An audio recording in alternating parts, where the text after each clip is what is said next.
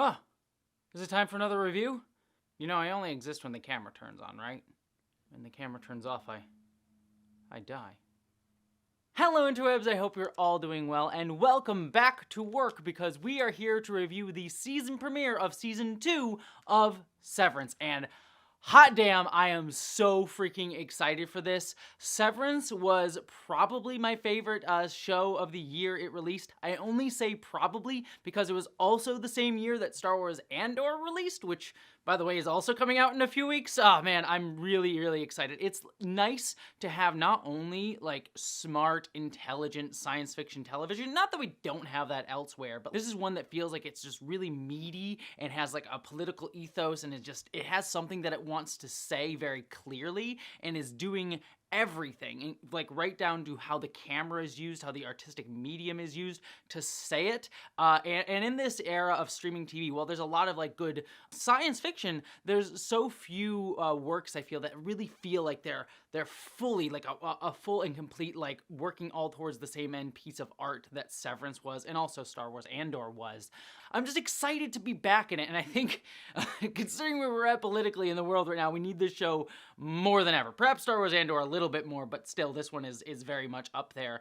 So I've been very pumped waiting for the season, and it's been a little bit of a bumpy road behind the scenes if you've been following. The creators had kind of an falling out, as well as the strikes that have been going on. So I was a little bit worried going into this season premiere that the show might have lost a little bit of its luster. Nope, this season premiere was freaking excellent. Before we get too deep into this, I'm just gonna forewarn everyone, there's already been enough like season non-spoiler reviews out there that you can go and check out. I'm going to do full spoilers on this one, so if you have not seen the episode, become your outie, then go watch it, and then become your innie. Man, those names have a weird sexual connotation that the show does nothing with, and then we can come back and talk here, because I'm just gonna go full bore into this. First up, let's obviously start with that opening. Obviously, you saw a little bit of bits of this from the teaser trailer that they released a few weeks ago in anticipation for the season, but I did not know how long this sequence is going to go, and I am utterly fascinated by how they were able to pull it off. Clearly we have Mark running through the entirety of the Severance set in one long take, but not only that, and camera movements are so specific, and they move around him in 360 degrees, and while I'm sure they have some level of CGI and stitching together shots together to like hide like tracks on the ground and things like that, it felt so precise and so choreographed that I am just utterly fascinated by how they were able to get those entire 360 movements around him, do lens changes within there. Like there's moments where you can see clearly they're doing like some sort of messing with the focal length, all to like show us the disorientation of him running through this entire confusing Lumen set, and this is the first time we've really got to look at it. I mean, season one very clearly was trying to talk about how we get lost in a lot of the corporate spaces, how they have no real identity, how they're supposed to make us lose sense of orientation and self within them, but this just really just showcases the labyrinthian feel of it. You just see Mark continually moving and changing all over the place until he finally gets to HR, or wellness, I guess, and it's completely gone. In that creeping moment where you can see the shadow of probably Milkshake. It was very creepy, very amazing, and just a really like strong opener for the entire season. And what I liked going into the rest of the episode, especially starting off, because it's been, what, 3 years or so since we watched season one, and while I've watched a bunch of recap videos to remind me what was happening at the end of season one, there was a lot of mysteries that were like shoved in there, and I think this premiere does a nice job sort of reintroducing us to this world, how it works, but also not losing sight of like a forward trajectory for the characters.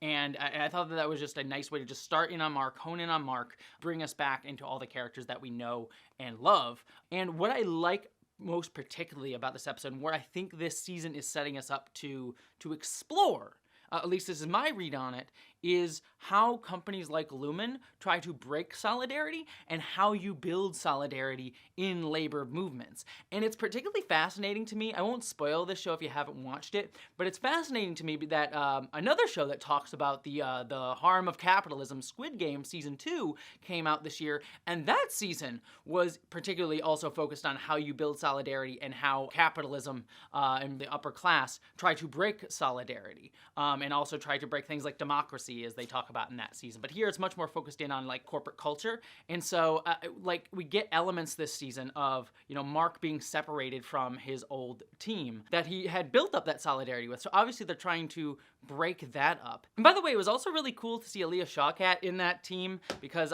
she's an actor that I always really enjoy. I don't think about her a ton, but whenever she shows up, I'm like, oh my gosh, yeah, she's great. She's been in a bunch of queer movies and things. Love her. And I like that we never get to see Mark's outie in this episode. We're only shown what Mark, the innie, knows. And we get all these things from, I'm just gonna call him Milkshake because it's funnier. Well, we see how Milkshake gives him this story about how like, yeah, you caused a whole uprising, and he shows him this paper that's been heavily redacted, and it's clearly a prop.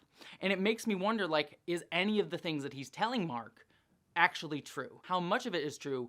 And I love that we have to question that. And you can see how Milkshake is trying to say that he's learned and grown, but not actually taking responsibility and putting it off on Miss Coble, who no longer works there, as a way to avoid accountability not only for himself, but for Lumen. I locked you in a room like an animal, Mark. As an unsevered man, I'll carry that knowledge the rest of my life. But for the past 5 months, we've been asking how a sadist like Harmony Cobell could take fertile root in Lumen soil. And what's their goal here? Because clearly, from everything that they try to do to get Mark to just fall back in line, they need him for something.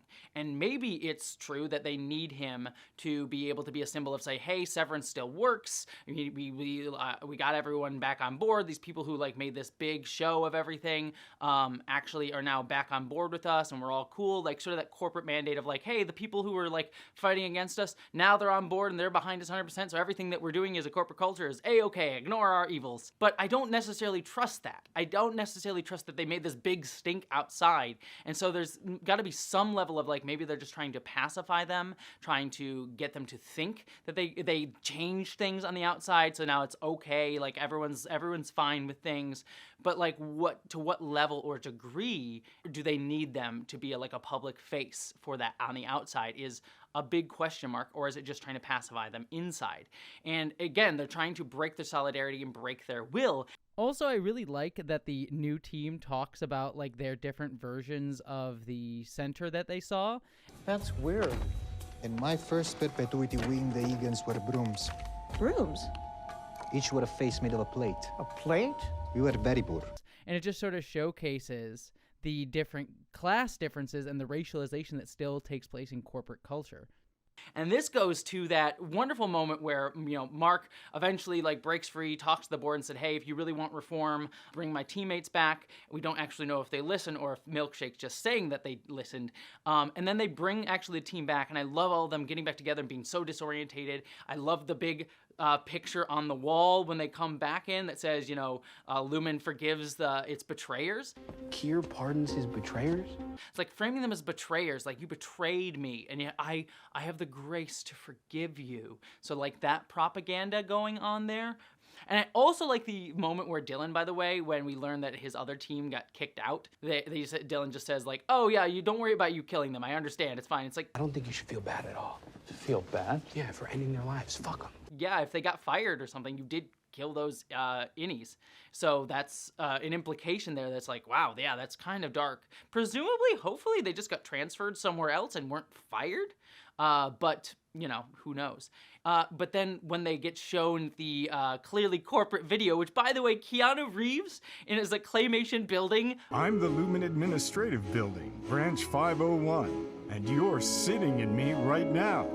Amazing cameo. I freaking adored that so much. I was laughing my butt off at that cameo. But like this whole sequence, hey, you know, I'm glad for you. I'm glad you did the uprising. We've made changes. And obviously a lot of the changes are very surface level things like, oh, we got more food in the break room, that, you know, you see a lot of corporations do in response to labor actions or things like that. It's like, yeah, we'll make surface level changes, but we won't actually address the labor conditions that you are working under in any way, in terms of like the main points of contention, which we clearly see them not doing. And it reminds me, when I worked at Target way back in the day, the first thing they showed me was a video that was just a propaganda video about like, hey, we don't need unions. Unions just separate us from being able to just talk about stuff. It was a very anti-union propaganda video. It was like literally one of the first things they made me watch when I got the job. job. And that video just in this show just reminds me so deeply of that. And we also see them sort of making this big deal about like, we've reformed, yet we also have this new secretary who is a child. She's a literal child. So like we hear these talks about reform, and yet we get literal child labor. It's funny, and yet it's a clear showcase of how Lumen has not actually fundamentally changed. In fact, arguably, it looks like things are much worse now in terms of labor laws. Also, considering Mark's voice was used in the video, there's an implication that his Audi is involved in it, which is very interesting.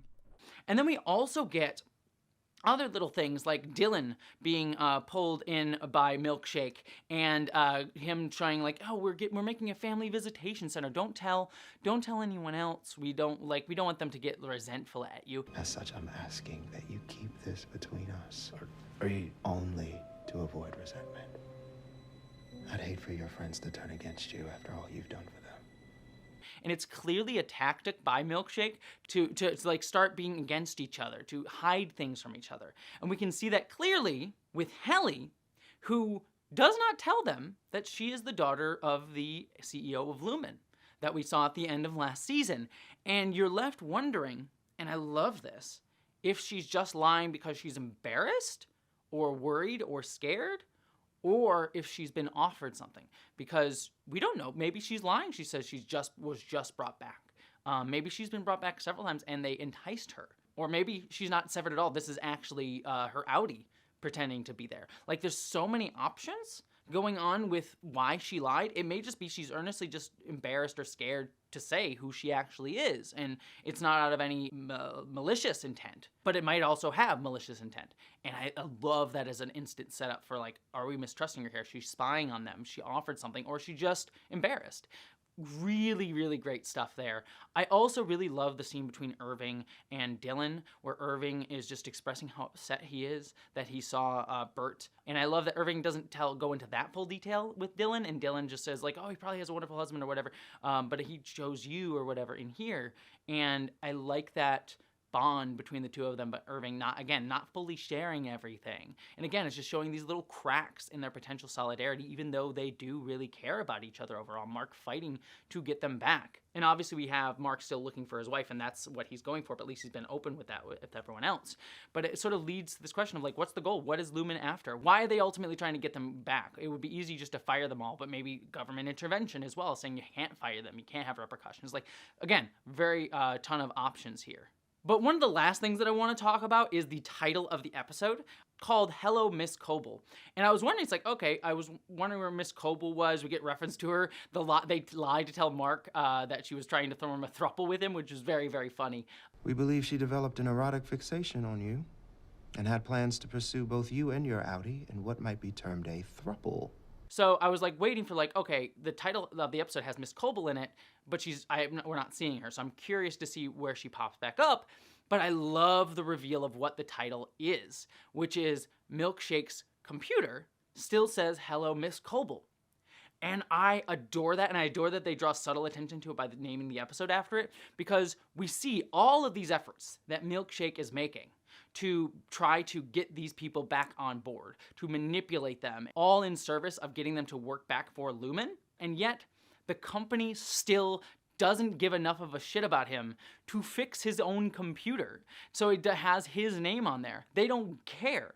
They don't give a crap about him enough to fix that. And it's been, presumably, again, if we're taking him at his word, 5 months, if not longer, and they still haven't fixed that.